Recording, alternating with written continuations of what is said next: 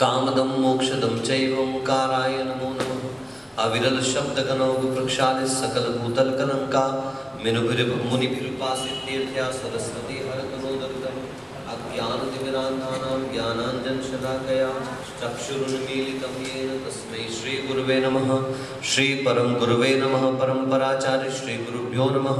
सकल कलुष विध्वंसकं श्रेयसां परिवर्धकं धर्म संबंधकं भव्य जीव मनः प्रतिबोधकारकमिदं शास्त्रं श्री HSP जी पकड़ो।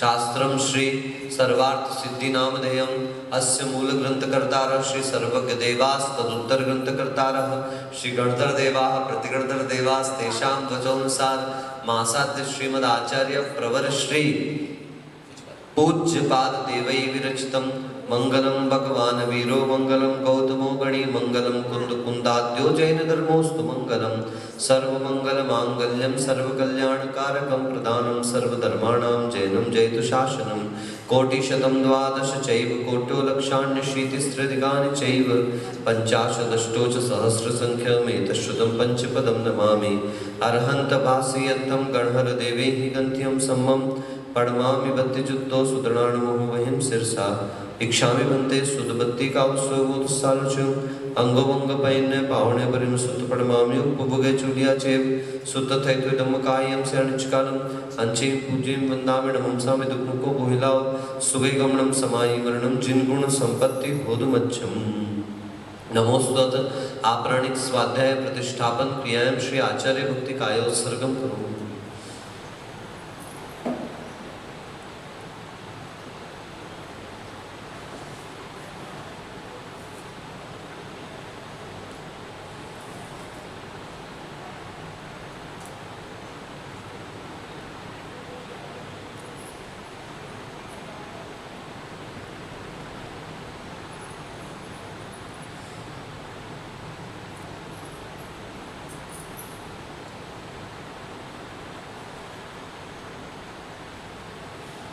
गुरुवः पान्तिनो नित्यं ज्ञानदर्शननायकाः चारित्राणं गम्भीरा मोक्षमार्गोपदेशकाः इक्षामि भन्ते आयरिवत्तिकावसवत्सालुजं सम्मणाण समदंसं समचरिताणं पंचविहाचरणमायर्याणं आर्यसुनाणोपदेशनं वज्जायणं तीरेण गुणपादर्याणं सप्तसावणं सेणिच्यकालं अंजे पूज्यं वन्दामि सामि दुःखोहिलाव सुवैगमनं समाहिवर्णं जिन गुण संपत्ति होदुमच्छं मोक्षमार्गस्य नेतारम् भेत्तारं कर्मभूभृतां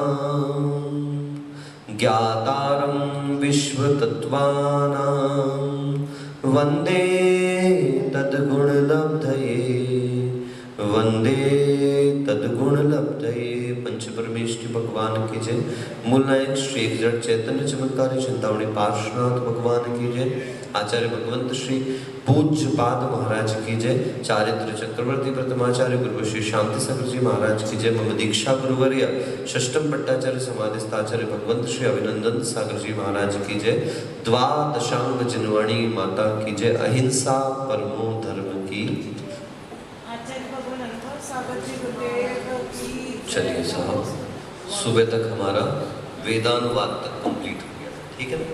आइए, बहुत सरल प्रकरण है, इसलिए ज़्यादा किसी को कहीं विकल्प करने की आवश्यकता नहीं। बस इतना ध्यान रखें, कहाँ किसकी कैसी आयु आदि है उसका ज्ञान अपन को नॉलेज आवश्यक हो, तो ये सब प्रकरण बहुत इजीली निकल जाते हैं। कषायानुवादेन चतुष्कषायाणाम मिथ्या दृष्टि आदि अप्रमत्तांतानाम मनोयोगिवत, ठीक है ना। कषायानुवाद से देखें तो चारों कषाय वाले जीवों का मिथ्या दृष्टि को आदि लेकर के अप्रमत्त यानी सप्तम गुण स्थान तक के मनोयोगियों के समान ले लेना चाहिए। मनोयोग में क्या बता दिया था कि मिथ्या दृष्टि, असंयत सम्यक दृष्टि, संयता संयत, प्रमत्त और अप्रमत्त और सहयोग के लीन का नाना जीव की अपेक्षा सर्वकाल था। एक जीव की अपेक्षा से जगन्य से एक समय, उत्कृष्ट से अंतर मुहूर्त था। सासाधन सम्यक दृष्टि का सामान्य काल, सम्यक मिथ्या दृष्टि का नाना जीवों की अपेक्षा से दोनों का एक समय जगन्य था और उत्कृष्ट से पल्योगम का संख्यात्वा भाग था। एक जीव की अपेक्षा से जगन्य से एक समय था, उत्कृष्ट से अंतर मुहूर्त। उसके पीछे कारण क्या बताया था वहां पर योग में? ये आप थोड़ा सा ध्यान देना, जो पॉइंट है आपको पिछला पूरा एक बार में आ जाएगा। कषाय में कम से कम एक समय बाद परिवर्तन हो सकती है। क्रोध मान में, मान माया में, माया लोभ में, अप्रत्याख्यान प्रत्याख्यान आदि इन सब का परिवर्तन हो सकता है। इसी प्रकार से अब योग जो पीछे पड़ के आए तो वहां की सारी जो व्यवस्था बनेगी वो कैसे बनेगी, सब में देखना आप जगन्य से एक समय दिया जाएगा। क्यों? क्योंकि योग कितनी देर में परिवर्तन हो सकता है? मिनिमम एक समय बाद मन वचन काय योग का एक दूसरे में ट्रांसफॉर्मेशन हो सकता है। और अधिकतम काल जिसका निकाला है वो एक इंद्रिय का निकाला है। कितना? एक इंद्रिय का काल नहीं, अनंत काल, असंख्यात क्यों? क्योंकि एक इंद्रिय पर्याय में वो अनंत काल तक रह सकता है। और एक इंद्रिय के पास कौन सा योग पाया जाता है? मात्र काय योग, और कोई योग ही नहीं है उसका। और इतने अनंत काल तक के वो रह सकता है। असंख्यात उद्गत परावर्तन काल प्रमाण जिस अनंत काल का प्रमाण होगा। ठीक है ना? द्वयोर उपशमकयोर, उपशमकयोर, द्वयोः क्षपयोः छपकयोः। अभी कल आप पढ़ेंगे, षष्ठी विभक्ति पढ़ेंगे ना कातंत्र में, तो ये पढ़ेंगे द्वयोः, विसर्ग जो लगा है ना, ओस विभक्ति है। कौन सी विभक्ति है? आज अपन न्यस तक तो पढ़ लिया, स्या हो गया, अब ये ओस विभक्ति पढ़ेंगे। षष्ठी विभक्ति का द्विवचन प्रयोग है ओस। क्या होता है? सीधे संधि होती है इसकी, और संधि होने के उपरांत जो है उसमें ऐसा आएगा जैसे अपन पुरुष शब्द पढ़ेंगे तो पुरुष के सामने ओस आया, ओस आने पर पुरुष के आकार का लोप हो जाएगा। ठीक है? वो पुरुषो बन जाएगा सीधे जुड़ करके। और सकार का क्या हो जाएगा? विसर्ग हो जाएगा, रेफ और विसर्जनीय से, तो पुरुषो बन जाएगा, है ना? ऐसा फिर उन्होंने कहा ऐसा करोगे तो लफड़ा पड़ जाएगा। तो आकार का लोप नहीं करने पर पुरुष ओ के आने पर आकार को अय आदेश हो जाता है। क्या हो जाता है ना? तो पुरुष योह बन जाएगा। क्या बन जाएगा? तो अपन कहीं सीधे पुरुषोह ना बना दे तो उसमें पूरी प्रक्रिया से, जो संधि की प्रक्रिया उससे पूरा बनाएंगे पुरुषयो। ऐसे यहाँ पर क्या बना देखो, उपशमकयोः बना ना, उपशमकयोः। इसका मतलब क्या हो गया? ये षष्ठी विभक्ति का द्विवचन है। तो दोनों उपशमकों का और दोनों छपकों का क्या बन जाएगा? बोलिए, केवल लोभस्य च अकषायाणां च सामान्योक्तः कालः। इसका मतलब क्या हो गया भैया कि जो दोनों उपशमक हैं और दोनों छपक हैं, प्लस जो दो लोभ कषाय वाले हैं, सूक्ष्म सांप्राय गुण स्थान होते हैं। देखो कैसे कैसे शब्द, केवल लोभस्य, सुनो तो पहले बताता हूँ बात। नहीं, केवल लोभ, ऐसे तो केवल ज्ञान, ऐसे केवल लोभस्य ऐसा करके लिख दिया। जबकि वहां केवल लोभस्य का अर्थ क्या हुआ? जिनके मात्र लोभ शेष बचा हुआ है वो केवल लोभस्य। तो लोभ किस गुण स्थान में शेष बचता है? सूक्ष्म सांप्राय में। और द्वयोपशमक क्यों कहने से का मतलब दो उपशमक यानी 8वां और 9वां गुण स्थान। ठीक है ना? लोभ का अलग बनाएंगे क्योंकि कषाय में चल रहे हैं ना अपन, तो सारी कषायों की व्यवस्था अलग अलग है ना इस अपेक्षा से, है ना? ये अकषायाणाम च सामान्योक्तः कालः। तो जिस गुण स्थान के जो काल है उन गुण स्थानों के, जैसे केवल लोभ का 10वां गुण स्थान होता है तो आप वहां पे 10वें गुण स्थान संबंधी काल लगा दीजिएगा, जो अपन ने सबसे स्टार्टिंग में काल का पढ़ा था उसके अपेक्षा। एक समय और अंतर मुहूर्त प्रमाण। एक समय क्यों लगाएंगे? अगर कोई जीव मरण को प्राप्त हो जाता है 10वें गुण स्थान में चढ़ते समय तो उसका जगन्य समय एक समय होगा और उत्कृष्ट समय कितना हो सकता है? अंतर मुहूर्त। तो अपना काल पूरा करेगा। सामान्यतः तो करते ही करते हैं, चाहे वो उपशमक हो और चाहे वो छपक हो। लेकिन यदि उपशमक का मरण हो जाए तो ऐसी स्थिति में जगन्य से एक समय में भी उसका मरण गुण स्थान में पहुंचते ही साथ, शुरुआत होते ही साथ उसका मरण भी हो सकता है। ज्ञानानुवादेन मत्यज्ञानी श्रुताज्ञानिषु, मत्यज्ञानी मतलब कुमति ज्ञानियों का और श्रुत ज्ञानियों में मिथ्या दृष्टि साधन सम्यक दृष्टियोः। देखो द्विवचन षष्ठी विभक्ति है ना, मिथ्या दृष्टि साधन सम्यक दृष्टियोः, है ना? आ रही है बात समझ में? मिथ्या दृष्टियोः सामान्यवत् काल अग्रह मिथ्या दृष्टि और सासाधन सम्यक दृष्टि का जैसा सामान्य काल बताया गया था वैसा आप ले लेना।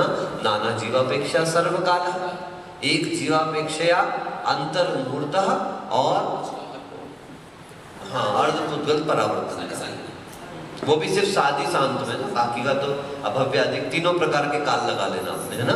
अनादि अपर्यवसित, अनादि सपर्यवसित और सादि सपर्यवसित, यानी आपकी भाषा में सरल कर ले अनादि अनंत, अनादि शांत और सादि विभंग ज्ञानिषु मिथ्या दृष्टिर नाना जीवापेक्षया सर्वः कालः।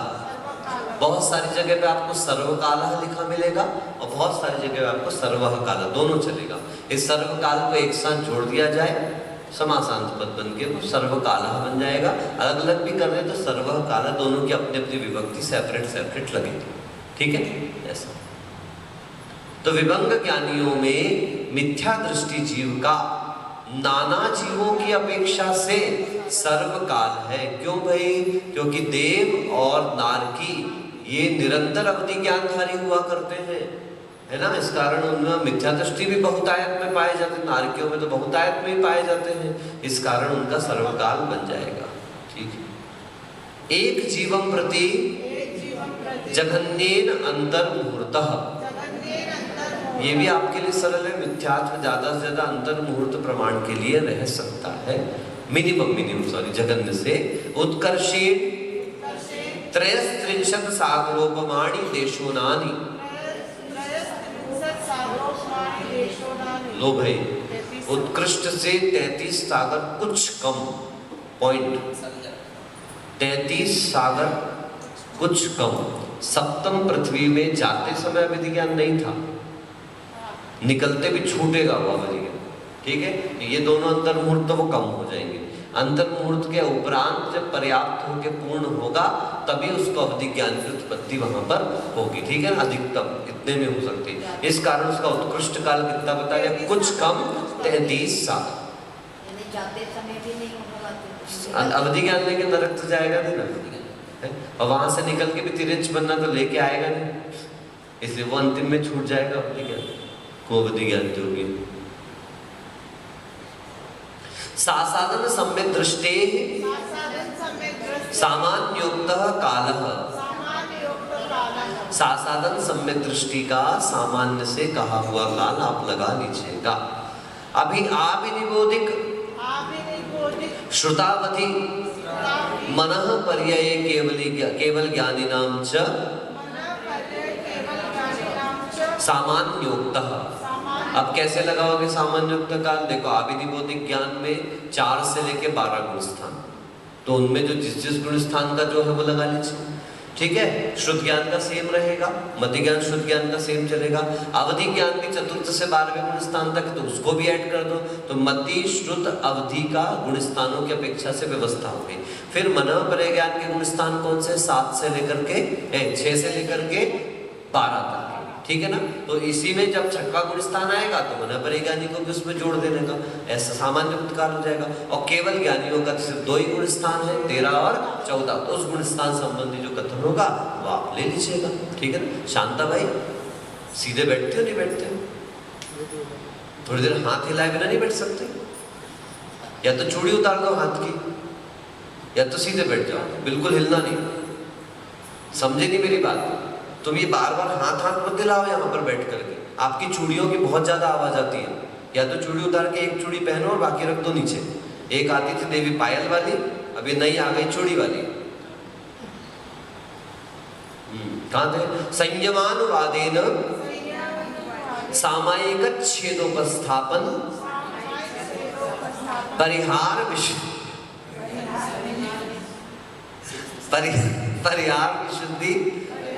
सूक्ष्म सांप्राय यथाख्यात शुद्धि संयता नाम। और क्या हॉल पूरा खाली रहता ना अभी एकदम, तो इतनी सी भी आवाज खनखन करती है। ये आवाजें तो बहुत ही चुपती है, चुड़ी उड़ी खनक खनक। तो मनः पर्यय केवल ज्ञान सॉरी संयता नाम असंयता नाम च चतुर्णाम सामान्योक्तः कालः ठीक है ना। संयमानुवाद से देखें, सबको संयमों के नाम पता है। देखो सीधा सीधा हिसाब किताब है, जिसका संयम का जौन सा, क्योंकि ये मुनियों को ही बनना है, ऊपर के जो संयम है सारे के सारे, तो जिसका जो जो गुण स्थान है उस गुण स्थान में उन संयमों को जोड़ दो और उनके गुण स्थानों की काल बना दो। जैसे सामायिक छेदोपस्थापन परिहार विशुद्धि, इसमें सामायिक छेदोपस्थापन 6वें से 9वें गुण स्थान तक रहता है। परिहार विशुद्धि 6वें 7वें गुण स्थान में रहता है, ठीक है ना, तो उसका वही बन जाएगा। और सूक्ष्म सांप्राय मात्र 10वें गुण स्थान में रहता है। उसके बाद संयता संयत जो रहता है वो 5वें गुण स्थान में रहता है। और असंयत के कितने गुण स्थान है बोलिए, पहले से लेकर के 4थे गुण स्थान तक। अब चूंकि ये असंयत सम्यक दृष्टि का गुण स्थान नहीं है, यहाँ पे असंयम भाव की बात चल रही है। तो असंयम भाव कितने गुण स्थानों में, 4 गुण स्थानों में, पहला, दूसरा, तीसरा और चौथा। यदि असंयत सम्यक दृष्टि कहते तो कौन सा गुण स्थान बनता, 4था। लेकिन असंयम भाव कह रहे हैं तो कितने गुण स्थान, पहले से लेकर के 4था। तो जब आप इसकी मार्गणाएं बनाएंगे तो कैसे बनाएंगे, असंयम मार्गणा का क्या बनेगा, असंयता नाम मिथ्या दृष्टिषु, मिथ्या दृष्टियों का क्या, असंयम भाव में सासाधन का क्या, सम्यक मिथ्यात्व का क्या, और चतुर्थ गुण स्थान से सम्यक दृष्टि का क्या, चारों का गुण स्थान संबंधी काल बना देना।